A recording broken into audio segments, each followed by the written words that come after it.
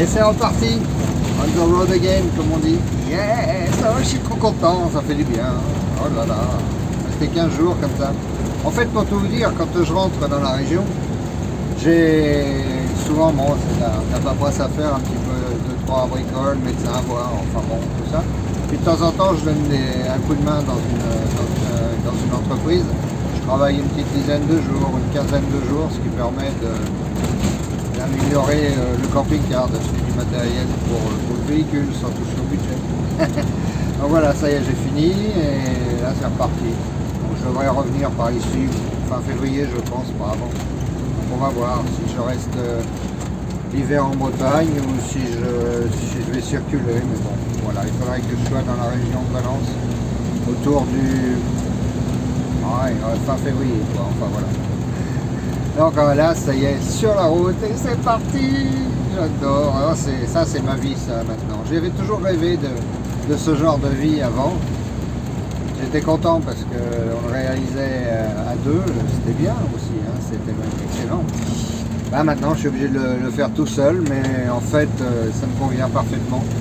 Parce que s'il y a quelque chose que je ne peux pas, je ne pourrai jamais faire, c'est vivre dans une maison et cultiver mon jardin. C'est un truc qui va me rendre fou. Pour moi, c'est déjà un pied dans la tombe, c'est la mort programmée. Je ne dis pas que c'est pas bien, hein. Pour les autres, chacun ses goûts, hein. Ceux qui aiment le jardin, les choses comme ça, profitez bien surtout et faites-vous plaisir. Mais pour moi c'est pas possible. Ça, c'est une horreur. Donc, rester dans un appartement, qu'est-ce que je vais faire? Rester dans un club de boules peut-être? Ben non, c'est pas trop mon truc non plus. Juste pour comme ça passer une après-midi, mais faire ça tous les jours, c'est pas possible. J'aime bien jouer aux cartes, ouais. Bon, j'aime bien jouer un petit poker de temps en temps, des choses comme ça. Mais franchement, je me vois pas faire ça tous les jours, hein, non plus. Donc moi, pour moi, le bonheur c'est ça, c'est le voyage. Hein. Donc je suis sur la route. Un peu en train et forcé pour le faire à 100%. On le faisait à 60% à peu près avant. Maintenant c'est du 100%, pourquoi? Faut pas gâcher son bonheur. Hein. Moi je suis heureux sur la route. Donc là c'est parti quoi, tout simplement. Bon je vais vous faire voir ça. On va passer par on va aller donc en Bretagne, on va passer par pas très loin de Clermont-Ferrand, là je vais aller voir des amis ce soir et puis après je vais voir pour la route, je n'ai pas encore décidé par où je vais passer. On verra ça. Allez, à plus.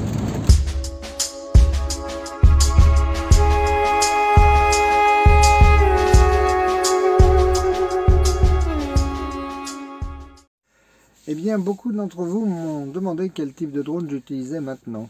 Bon, sans doute ont-ils vu la différence entre la cochonnerie que j'utilisais il y a 2 ans pour faire mes premières armes avec ça, et puis la petite merveille que j'utilise maintenant.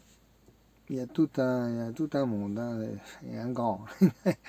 Donc, je vais vous faire voir ce que j'utilise. Par contre, une grosse précision. Je tiens à préciser que je ne touche aucune subvention du fabricant de cet appareil, je ne touche aucune commission, je ne fais pas de placement de produit, je vous dis simplement que j'utilise celui-ci parce que pour moi c'est le meilleur rapport qualité-prix. Je ne touche absolument rien dessus, je ne veux pas entendre parler de ça dans les commentaires s'il vous plaît, parce que c'est pas le cas. D'accord? Cette précision étant faite, je vais vous faire voir un petit peu ma petite merveille. Allez! Et bien voilà, donc je vais vous présenter l'engin. Donc c'est la marque c'est DJI. Vous voyez que vous voyez ici. Ah oui, c'est à l'envers puisque je l'ai mis pour me voir dans l'écran. Bon, donc c'est DJI, DJI le nom de la marque. Ce petit engin est ce qu'on appelle un Mini 2. Mini 2 parce qu'il ne pèse que 250 grammes pour être en accord avec la législation sur ces petits objets. C'est-à-dire que jusqu'à 250 grammes, vous n'avez pas besoin de vous soumettre à un test qui vous donne l'autorisation de piloter. Donc à partir de 250 grammes, vous avez besoin de ce test jusqu'à 750 grammes. Et à partir de 750 grammes, il faut la licence pro, il me semble, si je me souviens bien. Donc voilà, cette petite chose mesure donc pèse 250 grammes, comme je vous l'ai dit tout à l'heure. Alors le voilà, je vais vous l'ouvrir. Regardez ça, c'est pas mignon cette petite chose. Moi j'ai vu une vidéo de quelqu'un qui envoyait cette petite chose, ce petit engin, rien du tout, jusqu'à 1700 mètres d'altitude. Il l'a fait passer au-dessus des nuages. C'est incroyable. Si vous cherchez sur YouTube, vous arriverez certainement à trouver la vidéo. C'est incroyable. La seule limite qu'il a, c'est le temps d'utilisation des batteries.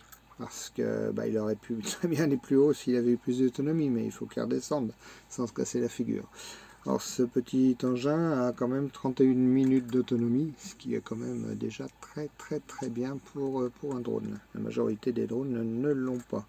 C'est plutôt un quart d'heure, 20 minutes d'habitude. Voilà, donc cette marque là, DJI, c'est le leader mondial donc, des drones de loisirs, hein, et professionnels d'ailleurs, il me semble. À eux seuls, ils ont 80% du marché. Et les autres fabricants, dont le français Parrot par exemple, se partagent les 20% qui restent. C'est tellement bon, voilà quoi. Ça rapporte qualité-prix, je vous dirai le prix à la fin. Je l'ai pas payé, c'est pas donné, mais par rapport à d'autres, franchement c'est encore abordable. Bon, c'est quand même un billet. Hein. Donc voici, ici vous avez, là, c'est ce qu'on appelle la nacelle. La nacelle, c'est,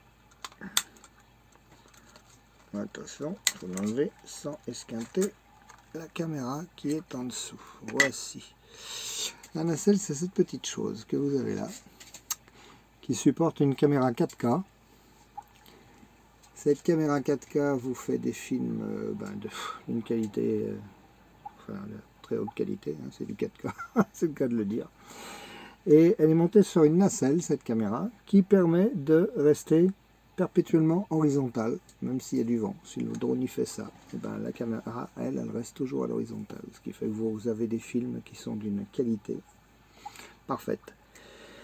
Donc voilà, que de vous dire de plus. Donc je vous ai dit tout à l'heure, il a une demi-heure, 31 minutes exactement d'autonomie.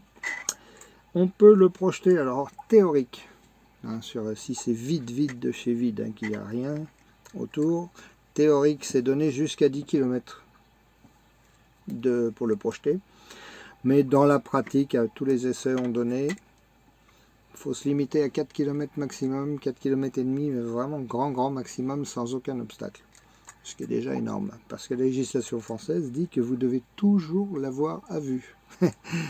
Et vous l'avoir à vue, ça dépend aussi de ce que vous faites. Alors la limitation, c'est pareil, c'est 120 mètres, en théorie en France. Mais bon, on peut le débrider sur la télécommande et puis le faire monter à l'altitude qu'on veut et en faire ce qu'on veut.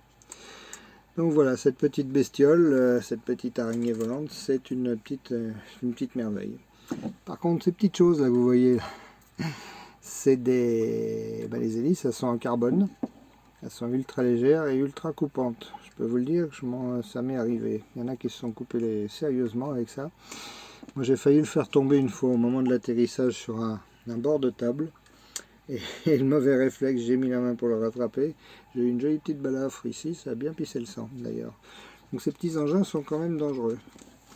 La législation d'ailleurs dit que c'est interdit de les faire voler au-dessus d'une agglomération, au-dessus des maisons, sauf avec autorisation du propriétaire, bien entendu. Voilà, donc cette petite bestiole va avec la télécommande qui est là. Cette télécommande, donc vous l'ouvrez ici, vous mettez votre appareil photo, qu'est-ce que je raconte, votre téléphone, je veux dire. Vous connectez votre téléphone à l'aide de ce petit câble, clac. Vous avez un programme, une application que vous avez mis dans votre téléphone, hein, bien entendu, et puis vous pilotez votre engin avec ça.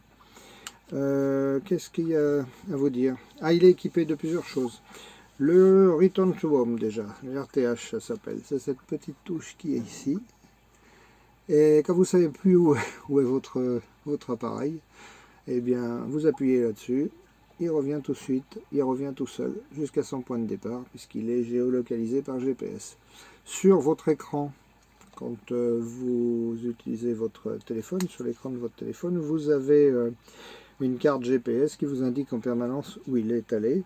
Hein, donc pour le faire revenir, vous pouvez le faire revenir à la main sans problème comme ça. Et si vous n'y arrivez pas, vous avez le RTH, le Return to Home. Alors il existe 3 modes pour utiliser cet engin. Le mode Cine Smooth, le premier, c'est le mode lent, disons. C'est celui qui permet de faire des vidéos de qualité, hein, parce que ça a le temps de bien filmer, c'est bien stable. Bon, voilà. Vous avez le mode normal, ici le deuxième, bon, qui est un peu plus rapide, et le mode sport. Mode sport, je crois qu'il peut aller jusqu'à un peu plus de 45 km/h, cette petite chose. Alors c'est toujours utile le mode sport, c'est quand vous avez du mal à le ramener parce qu'il y a trop de vent. Ça m'est arrivé une fois, et heureusement que j'avais vu des vidéos qui expliquaient comment faire pour s'en sortir. L'application vous dit, il y a trop de vent, vous ne pouvez pas ramener votre drone, vous ne pourrez pas le ramener. Oui, ça tombe mal, il est au-dessus de la mer, vous voyez, juste sur une côte, vous êtes mal parti, quoi.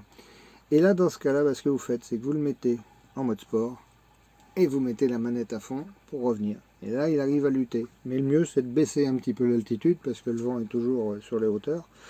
Vous baissez un peu l'altitude, et puis vous mettez en mode sport, et vous le ramenez comme ça, et il finit toujours par rentrer. Voilà, donc cette petite chose, moi je l'ai acheté, donc si vous l'achetez tout seul, donc l'appareil avec la télécommande et une seule batterie, voilà, avec une batterie comme ça, vous payez le tout de 455 €, si je me souviens bien, dans tous les bons magasins et sur internet. Maintenant, moi j'ai acheté le pack combo, ils appellent ça, c'est-à-dire que j'ai 3 batteries, la troisième étant dans le drone. Ça permet d'avoir beaucoup plus d'autonomie quand vous filmez, quand vous faites un peu de cinéma, et la sacoche qui va avec, qui permet de ranger tout ce petit monde là-dedans, bien pratique. Et le tout, malheureusement, ça fait un petit peu mal, c'est 600 € quoi. Mais bon, c'est le prix de la qualité, ce petit engin fait vraiment l'unanimité. Maintenant, je vous conseille de regarder, ceux qui ont l'intention d'acheter un drone X. Hein. Regardez les tests sur internet, regardez ce qu'on peut faire avec ce petit engin et vous allez voir que franchement, rapport qualité-prix, il n'y a pas mieux. Alors depuis, il y a le Mini 3 qui vient de sortir, mais qui est beaucoup plus cher et qui n'est pas beaucoup plus performant, d'après ce que j'ai vu. Voilà, comme je le répète, je touche rien, c'est bénévole, je vous fais voir simplement ce que moi j'utilise et j'en suis vraiment content. Voilà, bonne soirée. Et bien comme vous le savez, là je suis actuellement en route pour la Bretagne, où je vais aller passer les fêtes en famille. Là je viens de trouver un petit spot au fin fond de la Creuse pour la soirée. Vous voyez, c'est un petit bois, sympa, regardez, voilà, on s'est posé là. Il y a une petite route derrière, mais bon, il n'y a pas beaucoup de voitures qui passent. Ouais, comme par hasard, il y en a une au moment où je vous parle. Et donc, voilà, pour la nuit, ça ira bien. Voilà, regardez comme on est bien là. C'est tranquille. Allez. Alors, je sais que ça fait cliché, hein, mais c'est pas pour dire, là, je rentre en Bretagne. Je sors de Nantes et là, je vais en direction de Vannes. On va encore dire qu'il pleut tout le temps en Bretagne. Non, il ne pleut pas tout le temps en Bretagne, mais à chaque fois que j'arrive, par contre, oui, ça c'est sûr. C'est bien embêtant tout ça. Mais bon, ça va se calmer à un moment ou à un autre. Mais là, ça tombe bien quand même. Voilà. Bienvenue en Bretagne. Et bien ce soir, nous nous sommes arrêtés à l'Armor-Baden. C'est dans le Morbihan, au bord de la mer bien sûr, comme vous pouvez le voir. Ce que vous voyez là-bas au fond, c'est l'île aux moines. Je sais pas si on va aller la visiter demain matin avant de repartir. Je sais pas, on verra. Un endroit d'un calme. C'est trop chouette. Et alors, il y a Pépette, elle est vraiment contente de pouvoir se dégourdir les pattes parce qu'on a pas mal roulé aujourd'hui et on avait un peu marre. Donc voilà. Ah, qu'est-ce que c'est chouette. Regardez-moi ça, c'est une belle couleur. C'est trop sympa, hein.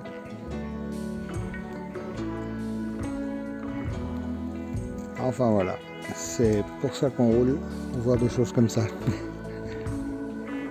Là je suis sur le sentier côtier et là il y a un châtaignier, c'est indiqué dessus, une petite pancarte. Cet arbre a 400 ans, vous vous rendez compte, 400 ans, incroyable. Ah, Pépette a trouvé un copain.